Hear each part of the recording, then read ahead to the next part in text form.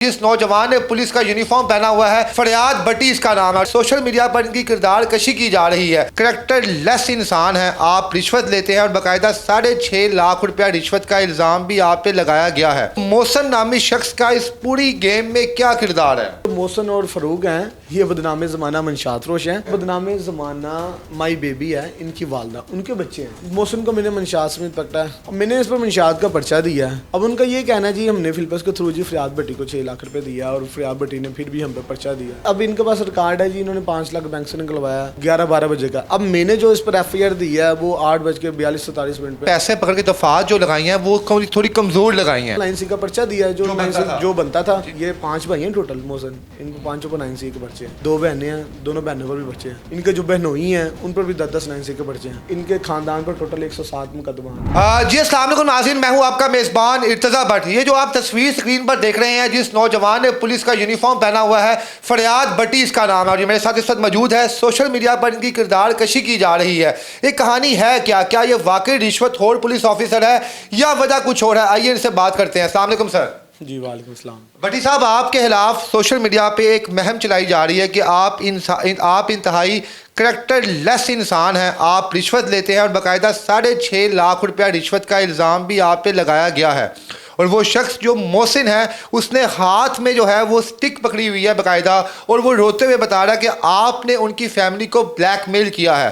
पहले तो ये बताएं कि आप कितने कसूरवार हैं और वो मोहसिन नामी शख्स का इस पूरी गेम में क्या किरदार है? अच्छा, सबसे पहले तो बता दूं, वो ये मोहसिन और जो फरूक है, जी, जो आजकल 2 वीडियोस चल रही हैं सोशल मीडिया पर, ठीक है, ये दोनों सगे भाई हैं।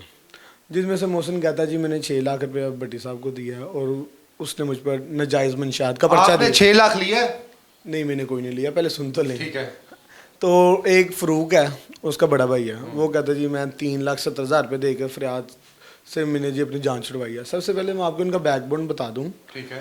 ये अगर सोशल मीडिया पे आजकल जो ट्रेंड चल रहा है, मैं 3-4 दिन से देख रहा हूँ, मैं तो बस दिन हो गए जैसे आप लोग अब आ गए हैं। कल परसों भी आए थे 2 बंदे। तो अब देखें, जैसे मैं वीडियो सोशल मीडिया ओपन करता हूँ, व्हाट्सअप ओपन करता हूँ, मेरा कोई दोस्त सेंड करता है, मेरा कोई रिश्तेदार कि यार फरियाद है, तू की करता है आया, और मैं कमेंट्स में मैं पढ़ रहा होता हूँ बाकायदा कि लोग मुझे कह रहे हैं जी ये रिश्वतखोर पुलिस अफसर है जी, बेड़ा गर्क हो इसका, इसने बड़ी नाइंसाफ़ी की है। आया कि लोगों को इसका रिकॉर्ड पता है? कौन है वो? जी, ये जो मोहसिन और फरूक हैं, ये बदनाम ज़माना मंशात रोश हैं और बदनाम ज़माना माई बेबी है, इनकी वालदा, उनके बच्चे हैं। मुझे तो देखें अभी व्हाट्सएप डिपार्टमेंट में 2 साल नहीं हुए अभी, ठीक है। फील्ड में मुझे सिर्फ 11 माह हुए हैं अब। लेकिन मुझसे जो 11 साल पुराने लोग हैं ना, जो तजर्बाकार हैं, जो फील्ड में काम किया जिन्होंने, आप उनसे ना सिर्फ माई बेबी का पूछ लें, पूरे लाहौर में उनका क्या नाम है। मोहसिन के साथ आपका मामला कैसे खराब हुआ? मोहसिन के साथ बताता हूँ मामला। मोहसिन को मैंने मंशात समेत पकड़ा है। जी नाज़रीन, ये जो शख्स इंटरव्यू इनके खिलाफ दे रहा है, इसे फरियाद भट्टी ने रंगे हाथों मंशियात समेत पकड़ा था। उसके बाद भट्टी साहब, मैंने इस पर मंशात का पर्चा दिया है, ठीक है। अब जब मैंने इसको पकड़ा तो जाहिर बात है इसके पीछे लवाहिकीन ने आना था। अब मैंने इस पर पर्चा दिया, इसके पीछे आया है इसका साला आया और इसका एक साले का दोस्त है फिल्पस, जिनको ये आजकल कह रहे हैं मेरा टाउट है। अब ये इनके क्या जो बयान भी ये कलमबंद हुए हैं उधर हमारे आला अफसर के पास कि जी मैं खुद फिल्पस को लेकर, इनका साला कहता है। तो आया कि ये फिल्पस मेरा बंदा है, ये इनका बंदा है। अब उनका ये कहना है जी हमने फिल्पस के थ्रू जी फरियाद भट्टी को 6 लाख रुपये दिया और फरियाद भट्टी ने फिर भी हम पे पर्चा दिया। आया कि अब इनके पास रिकॉर्ड है जी, इन्होंने 5 लाख बैंक से निकलवाया वो 11-12 बजे का। अब मैंने जो इस पर FIR दी है वो 8:42-47 पे है। 12 बजे दोपहर का इल्ज़ाम आप पे लगाया जा रहा है कि दोपहर 12 बजे इन्होंने आपको पैसे दिए हैं और आपने FIR जो काटी है इनके खिलाफ वो शाम 7:30 बजे काटी। शाम 7:30 नहीं, मैंने इन पर FIR 8 सुबह ही कर दी थी। आया कि मैं बेवकूफ़ हूँ, अगर मैंने पैसे लेने होते तो मैं पहले पैसे पकड़ता। नहीं, उनका तो ये इल्ज़ाम है कि आपने पैसे पकड़ के दफात जो लगाई हैं वो थोड़ी कमज़ोर लगाई हैं। कमज़ोर तो नहीं लगाई, मैंने उस पर सिंपल 9C का पर्चा दिया है, जो बनता था। अब मैं ज़्यादा तो दे नहीं सकता था, ना मैं कम दे सकता, जितनी मैंने पकड़ी उतनी FIR दे दी मैंने। आप क्रिश्चियन कम्युनिटी से बिलोंग करते हैं और जो लोग हैं वो भी क्रिश्चियन कम्युनिटी से ही हैं। यही तो आपको बताता हूँ, यही तो टसलबाजी है। अगर आपको अब ये जो हमारे नाज़रीन सुन रहे हैं ना, जो मुझे इस टाइम बड़े बुरे अल्फाज से सोशल मीडिया पर पुकारा जा रहा है और इनको बड़ा मासूम और नादान बताया जा रहा है। अब इनके ख़ानदान का रिकॉर्ड आप चेक करें ना, इनकी ये 5 भाई हैं टोटल मोहसिन, इनको 5 पर 9C के पर्चे ठीक है। हैं। 2 बहनें हैं, दोनों बहनों पर भी बच्चे हैं। इनके जो बहनोई हैं उन पर भी 10-10 9C के पर्चे हैं। यानी कि इनको सिर्फ गुस्सा इस बात का कि आपने क्रिश्चियन होने का हमें सपोर्ट क्यों नहीं दिया, आप हमें फेवर देते। ये मुझे यही कहते हैं कि यार तू क्रिश्चियन है तो तू सानू ही पढ़ी जा रहे हैं, तो हिंदू सपोर्ट कर आया कि मैं पढ़ लिख कर इनको वजह से बढ़ती हूँ कि मैं शाह को सपोर्ट करूँ।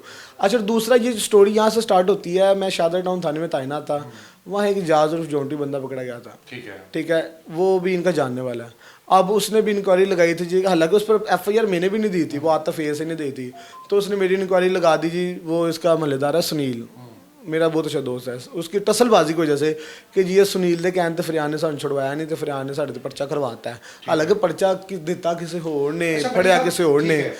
अब मेरी बात सुनने ना छोटी सी, अब एजाज से मैंने इंक्वायरी लगाई। पहले मैं सोशल मीडिया से 4-5 माह पहले भी मुझे इस तरह तजलील किया गया, तो अल्हम्दुलिल्लाह 5 इंक्वायरीज हुई, 5 में क्लियर है, मैं क्लियर हूँ, आपको रिपोर्ट दे देता हूँ। अब ये फिर से एजाज परसों चौथ आया, इसने जब देखा जाती बात है, एजाज भी मंशात फरोश है, यहाँ पे तो ये बच गया। हाँ यहाँ उन्होंने कहा मैं हूँ नथो तुन्ना। अच्छा, इस वाक़े को इतनी देर हो गई है?